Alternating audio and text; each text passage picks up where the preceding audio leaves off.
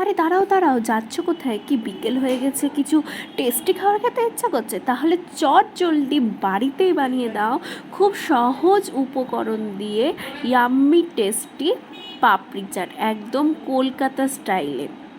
সেরকম কিছু উপকরণও লাগবে না, বাড়িতে থাকা উপকরণ দিয়ে হয়ে যাবে। তো দেখে নাও, আর কিন্তু বেশি সময়ও লাগবে না করতে, তাহলে এই ভিডিওটা দেখে নাও। তো ফার্স্টেই বলে দিই, hello friends, welcome back to another new blog. তো কেমন আছো? আশা করি তোমরা সবাই খুব ভালো আছো, আর আমরাও খুব ভালো আছি। তো দেখতে পেলে পাপড়ি চাটের জন্য মামি কিন্তু এখানে মটরশুঁটিটাকে কিন্তু আগে থেকে মটর কড়াইটাকে ভিজিয়ে দিয়েছে, আর আলুটাও কেটে নিয়েছে। আর এখানে কিন্তু শুকনো কলাই আমরা একটা মশলা করে নেব।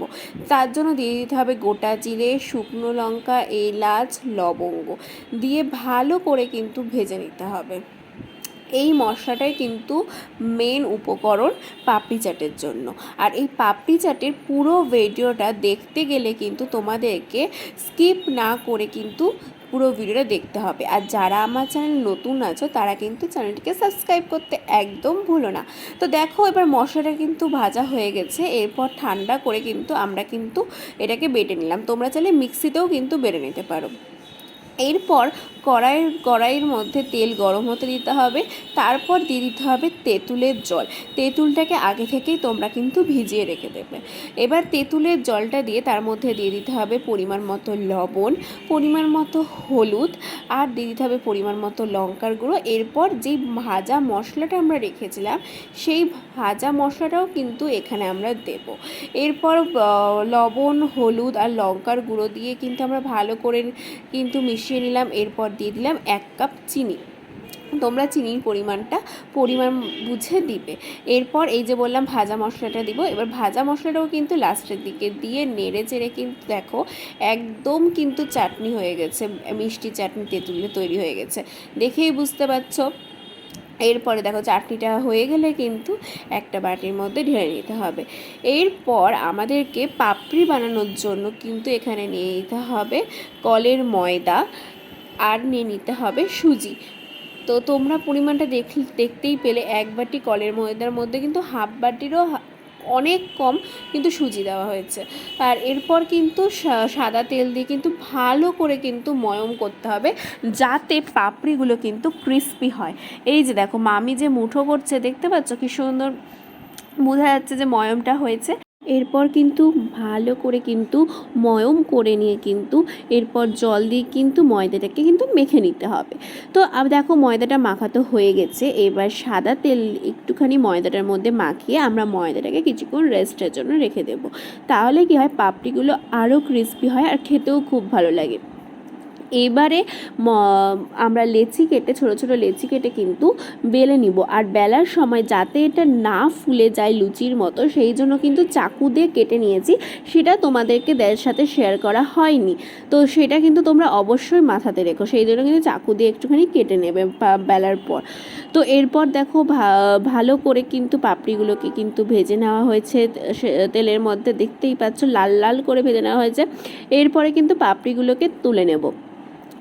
এরপর যেটা করতে হবে, যেই মটরটা আমরা ভিজিয়ে রেখেছিলাম সেটাকে তো সেদ্ধ করে নিয়েছি, আর একটু সামান্য হলুদ দিয়ে সেদ্ধ করবে, তাহলে মটর আর আলুটা, তাহলে কি কালারটা খুব সুন্দর আসবে।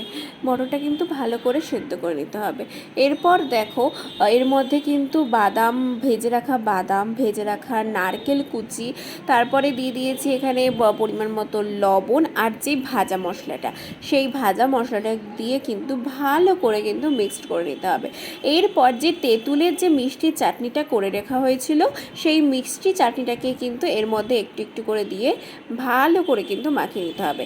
এবারে দেখো পাপড়িটা, দেখো একটা পাপড়ি তোমাদেরকে মামি ভেঙে দেখালো, দেখো কতটা ক্রিস্পি হয়েছে, খুবই কিন্তু ক্রিস্পি হয়েছিল। বাড়িতে কোনো অতিথি আসলে যদি এটা একবার করে দাও, তাহলে সে তো তোমার নাম অবশ্যই বারবার করবে, আর বারবার বলবে যে এটা আর একবার করে খাইও।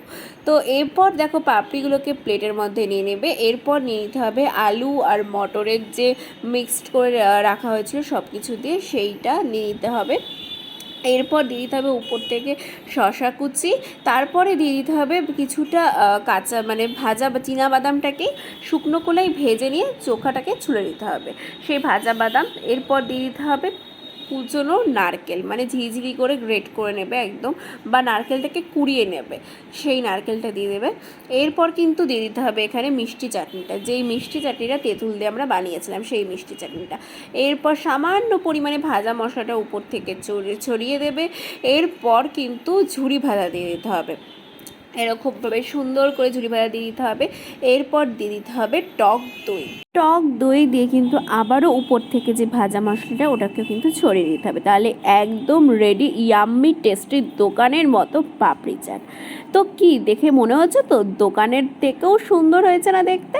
তাহলে দেরি কি, চটজলদি বানিয়ে নাও বিকেলবেলা পাপড়ি চাট তোমরা। আর আমাকেও অবশ্যই কমেন্ট করে জানিও কেমন লাগলো তোমাদের এই রেসিপি। ভিডিওটা ভালো লেগে থাকলে লাইক, কমেন্ট, শেয়ার, সাবস্ক্রাইব করে দিও। দেখা হচ্ছে পরের নতুন একটা ভিডিও নিয়ে। Tata, thank you.